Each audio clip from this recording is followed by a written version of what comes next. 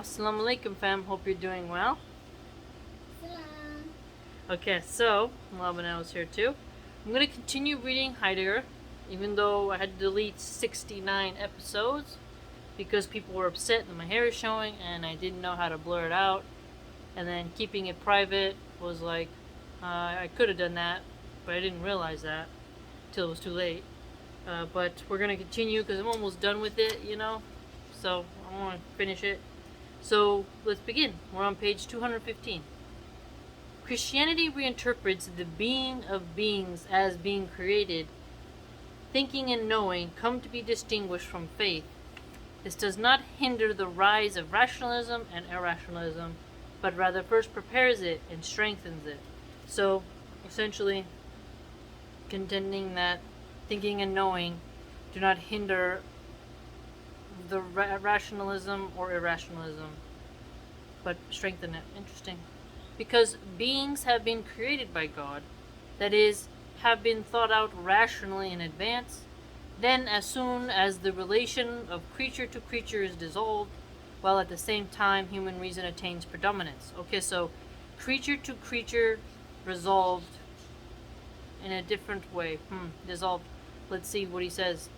So, human reason attaining prominence. Okay, let's see.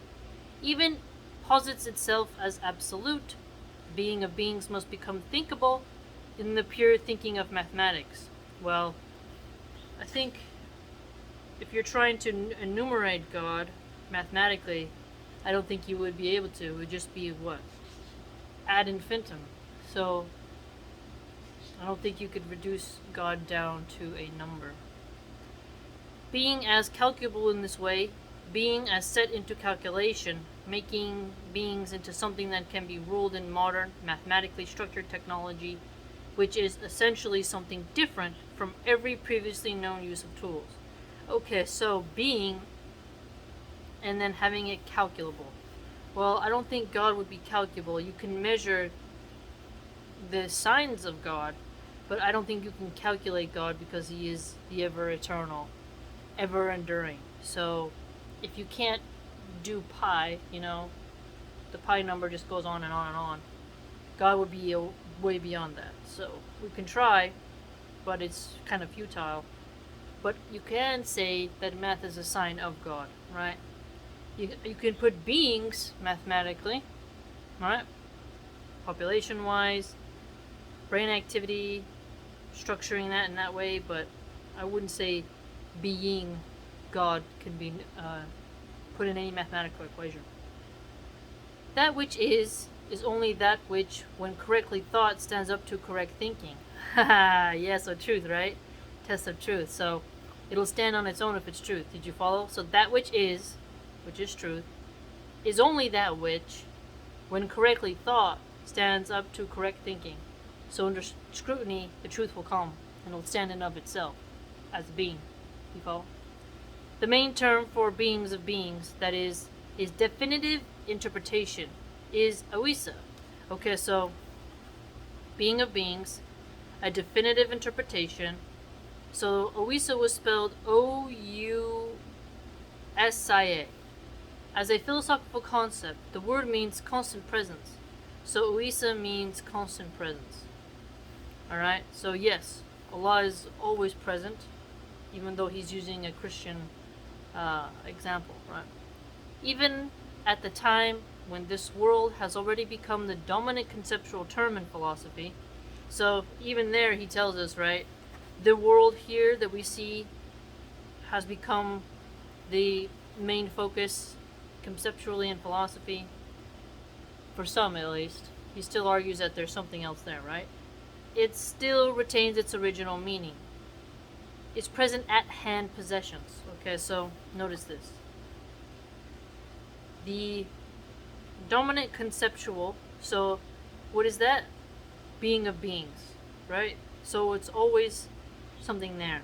Something always ruling over. And it's interesting that he says dominant conceptual because Allah, everything is under his dominion and control.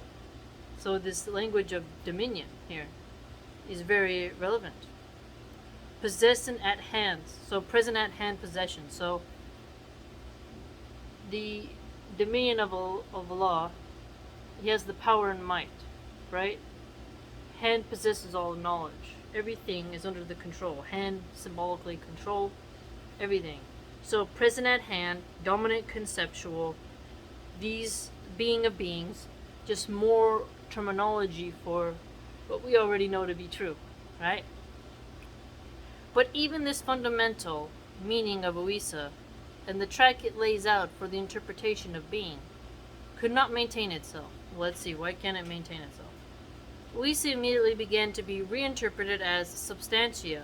Okay, so basically, let's see, constant presence.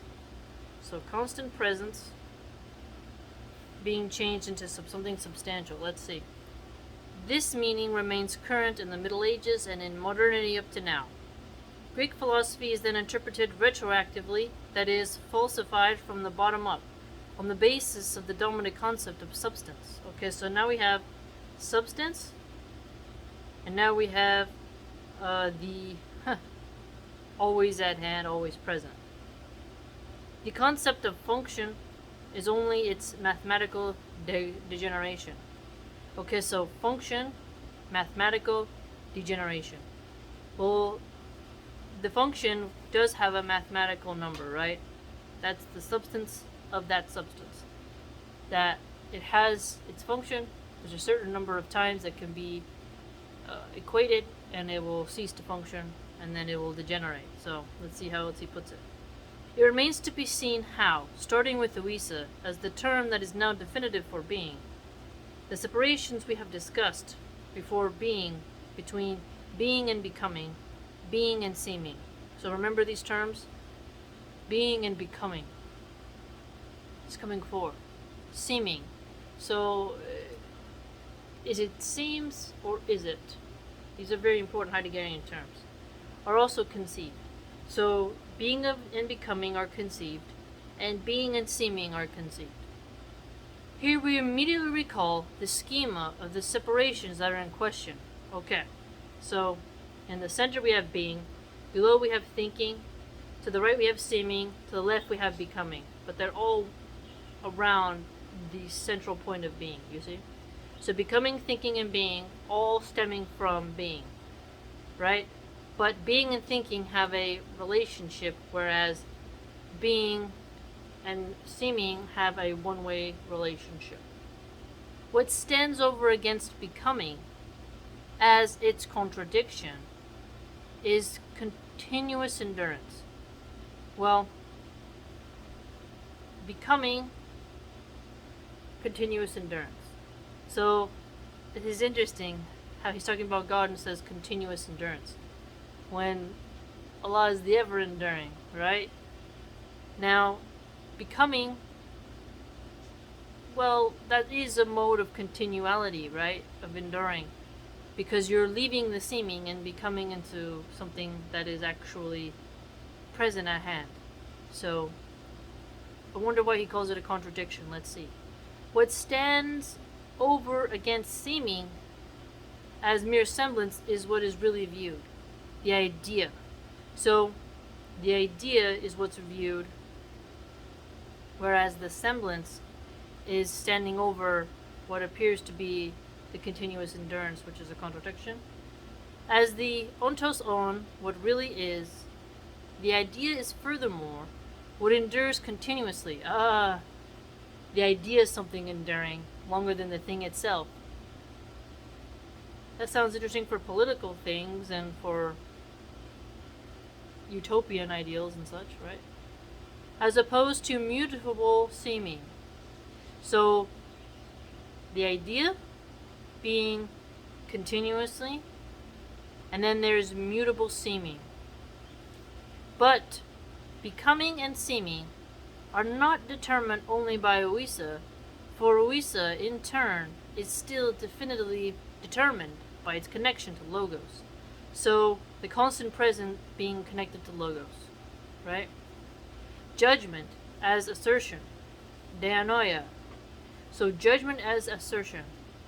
When you judge it, you're taking away the seeming, and you're asserting its being. I follow. You follow? Accordingly, becoming and seeming are also determined by the perspective of thinking. Yes. Yes, thinking, because you have to think upon what is seemingly in your face.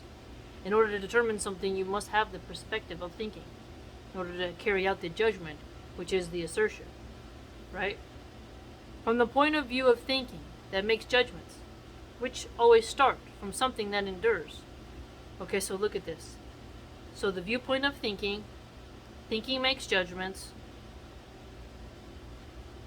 The judgments are coming from a starting point that endures the idea, and then becoming appears not enduring.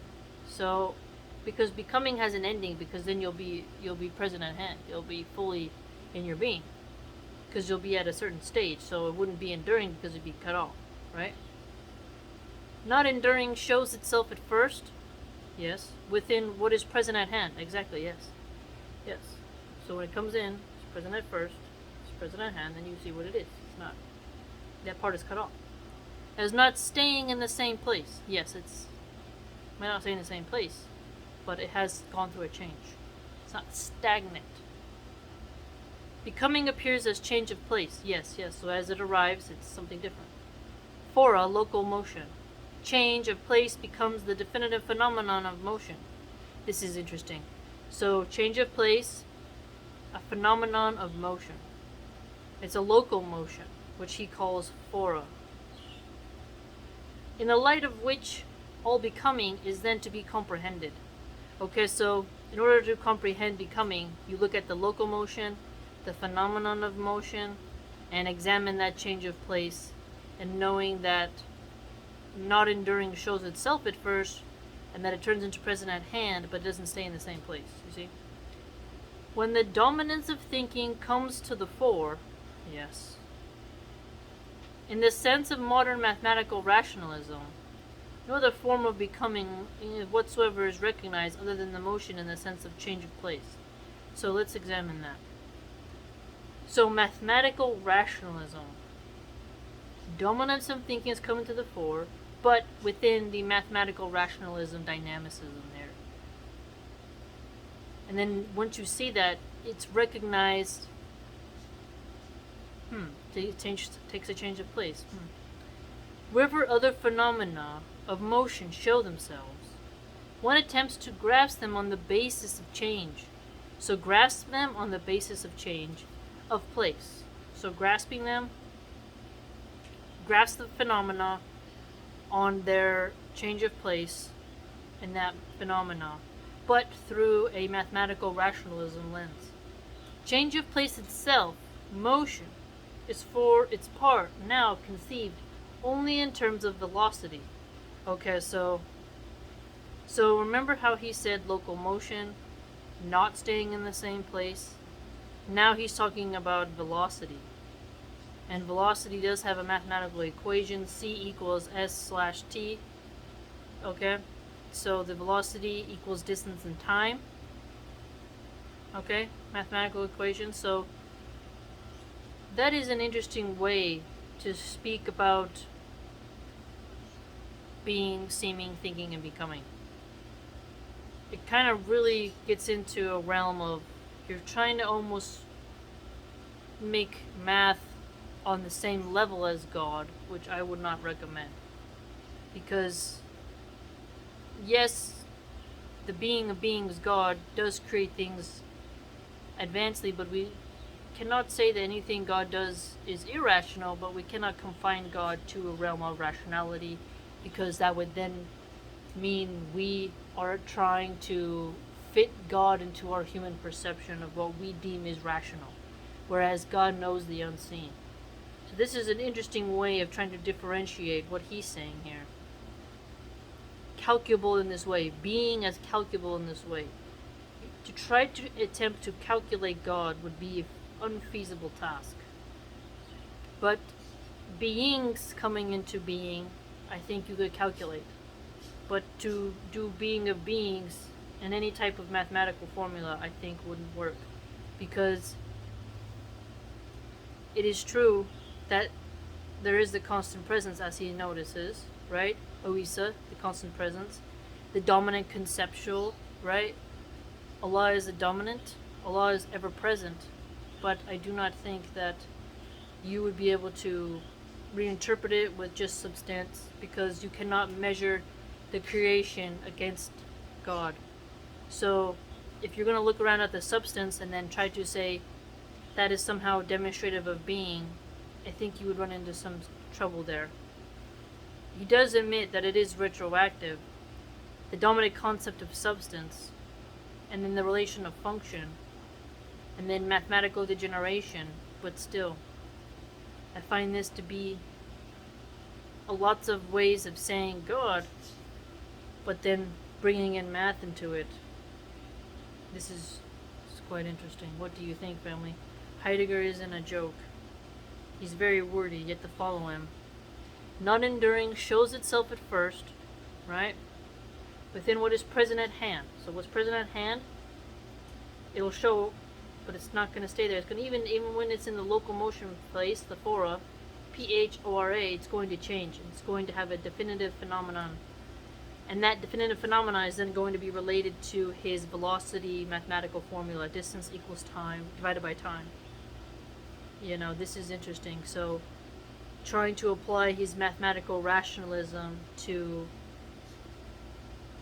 what he views as the present at hand, ever enduring, ever dominant concept. Very interesting. Very wordy, as Heidegger always is. Hope you enjoyed.